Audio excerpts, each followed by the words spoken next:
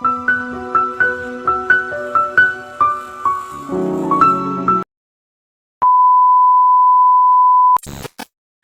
Friends, কেমন আছো সবাই? আমার নতুন একটা ব্লগ ভিডিওতে তোমাদেরকে স্বাগত জানাই।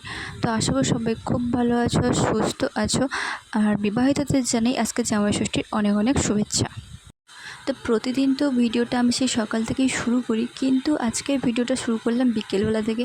কারণ আজকে ভিডিও করতে একটু ইচ্ছে করছিল না, কারণ আজকে তো জামাই ষষ্ঠী। তো এই দিনটা খুবই স্পেশাল। যারা বিবাহিত তাদের কাছে আজকের খুবই একটা আনন্দের দিন। হ্যাঁ, আমার কাছেও আনন্দের দিন ঠিকই, কিন্তু আজকের এই দিনটা আমার খুব একটা আনন্দের নয়। আমার মনটা আজকে একদমই ভালো নেই। তো সে কারণেই সকাল থেকে কোনোরকম ভিডিও করতে আমার একদমই ইচ্ছে করছিল না। আর যেহেতু আমাদের বাড়িটা একদমই রাস্তার ধারে, তো সকাল থেকেই দেখছি কতজন চলে যাচ্ছে, মানে রাস্তাতে আজকে সারাদিনই লোক ভর্তি, মানে সবাই যাচ্ছে আজকে জামাই ষষ্ঠীতে। তো সেসব দেখে মনটা আরও খারাপ হয়ে যাচ্ছে। তো যাকে বাদাম আজকে যখন যাওয়া হয়নি, আসলে আজকে যাওয়া হয়নি বলতে এই যে দেখছো বাদাম নিয়ে সবাই ব্যস্ত। তাছাড়া তোমাদের দাদাভাইয়েরও আজকে সময় নেই। তো সে কারণে আমরা আজকের দিনটা গেলাম না, কিন্তু কয়েকদিন পরে আমরা জামাই ষষ্ঠী পালন করতে যাব। কিন্তু যত যাই বলো, একটা জামাই ষষ্ঠীর দিন যাওয়া আর একটা অন্য দিন যাওয়া, সবার মধ্যে একটা পার্থক্য তো থেকেই যায়, তাই না? যাকগে, বাদ দাও সেসব কথা। তো তোমাদের সঙ্গে সব কিছু শেয়ার করে একটু মনটা ভালোই লাগছে।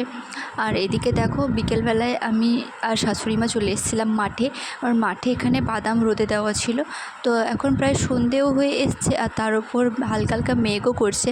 তো বাদামগুলো এবার গুছিয়ে দিতে হবে। আর তোমাদের দাদাভাই আর আমার শ্বশুরমশাই একটু ওই সাইডে আছে, মানে অন্য একটা জমিতে আছে।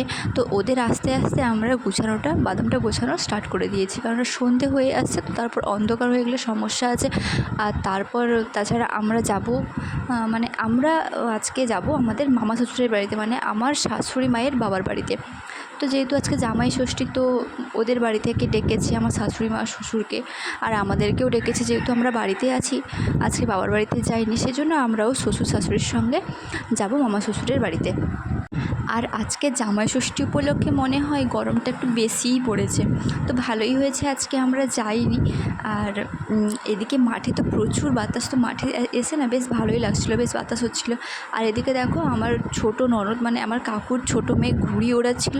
আর তাই দেখে আমার মেয়ের সে কি আনন্দ, সে বলা যাবে না। আমার মেয়ে একটু দূরে ওর একজন পিসির কাছে বসে আছে। এই যে দেখো, এতগুলো বাদাম বস্তায় ভরা হয়ে গেছে, আর এইটা বাকি আছে। ওইদিকে যে পেপারে আমার শাশুড়িমা ধরে দাঁড়িয়ে আছে, ওইটা বাকি আছে। বাকি সব বস্তায় ভরানো হয়ে গেছে। আসলে আজকে বাদামগুলো বিক্রি হয়ে যেত, মানে যাকে বাদাম দেওয়া হয় আমাদের বাড়িতে, তো ওনাকে আমার শ্বশুরমশাই বাদাম দেখিয়ে এনেছিল। তো উনি বললেন যে হ্যাঁ, আজকে বাদামগুলো নিয়ে চলে যাবে। কিন্তু তারপর যখন সব বস্তায় বাদাম ভরা হয়ে যায় না, তখন ওনারা আবার এসে বলেন যে না, আজকে বাদাম নেওয়া হবে না, বাদামগুলো আরও একবার রোদে দিতে হবে। তো সেই জন্য আর কি আমাদেরকে অনেকটা দেরি হয়ে যায়, বাদামগুলো বস্তায় ভরতে গিয়ে অনেকটা দেরি হয়ে যায়। আর প্রায় সন্ধ্যা হয়ে গেছিলো। আর দেখো, এই যে আমরা এখন রেডিও হয়ে নিয়েছি। তো আমাকে কেমন লাগছে অবশ্যই কমেন্ট করে জানিও। যেহেতু আমরা থাকবো না, এখনই যাব, একটু পরেই চলে আসবো। কিন্তু রেডি হয়ে আমাদেরকে বসে থাকতে হয়েছিল, কেননা আমার বরমশাই গেছে বাজারে। যেহেতু অনেকটা সন্ধে হয়ে গেছে, আর যেহেতু জামাই ষষ্ঠীতে যাবে, তো সেই জন্য একটা কাপড় তো নিতেই হবে, তাই না? আর কোনো রকম শাড়ি তো বাড়িতে আনা নেই, তাই তোমাদের দাদাভাই গেছে একটা শাড়ি নিয়ে আসতে। ওই যে দেখো, তোমাদের দাদাভাই চলেও এসেছে। আর ওদিকে মামা শ্বশুরের বাড়ি থেকে তো বারবার ফোন করছে, তোমরা কখন আসবে, এত সন্ধে হয়ে গেল। এই যে দেখো, তোমাদের দাদাভাই এই শাড়িটা নিয়ে এসেছে। তো এখন কিছু করার নেই, ও যেইটা নিয়ে এসেছে সেটাই নিয়ে যেতে হবে, কারণ অলরেডি অনেক দেরি হয়ে গেছে। তবে মামিমা যদি পছন্দ না হয়, তখন হয়তো রিটার্ন করে দেওয়া হবে। দেখো, মামিমাকে কেন শাড়ি দেওয়া হবে সেটা নিশ্চয়ই ভাবছো। তো আমার শাশুড়ি মায়ের মা না নেই, আর যে মা বাবা নেই, তো শাশুড়ি মায়ের দাদা আর বৌদি এরাই প্রতি বছর জামাই ষষ্ঠীতে ডাকে। তো সেই জন্যই শাশুড়ি মায়ের বৌদি, মানে আমার মামি শাশুড়িকেই কাপড়টা দেওয়া হয়, ঠিক আছে? তো দেখো কতটা সন্ধে হয়ে গেছে, তোমরা তো দেখতেই পাচ্ছ। যাই হোক, সন্ধে হোক আর যাই হোক, আমরা শেষ পর্যন্ত পৌঁছে গেছি। আর আমাদের বাড়ি থেকে মামা শ্বশুরের বাড়িটা খুব বেশি দূরে নেই, এই ধরো 15 থেকে 20 মিনিট লাগে বাইকে আসতে। আর আজকে যে পরিমাণ গরম, তার উপরে এদের বাড়িতে এসে এখানে ফ্যানটাও ঠিকমতো চলছে না, তার উপরে লাইটটাও ঠিকমতো নেই, তা একটু অন্ধকার অন্ধকার টাইপের হয়ে গেছে। তোমরা ভিডিওটা দেখে বুঝতে পারছো। এদিকে আমার মামিমা, এই যে উনি হচ্ছেন আমাদের মামিমা, তো আমার মেয়ের সঙ্গে মজা করছিলেন, এই জন্য আমার কোলেও শুয়ে পড়ছিলেন আর কি। তবে আমরা কিন্তু এখানে আজকের দিনটা থাকবো না, এই খাওয়া দাওয়া করেই আবার বাড়ি চলে যাব, কেননা এখানে এত গরমে আমার মেয়ে তো একদমই থাকতে পারছে না। তাছাড়া যেহেতু বাড়িটা কাছে, সেজন্যই আমরা কোনো দিনই প্রায় বলতে গেলে মামা বাড়িতে থাকি না, আসি এই রাত 10টা হোক, 11টা হোক, 12টা হোক, আমরা বাড়ি চলে যাই।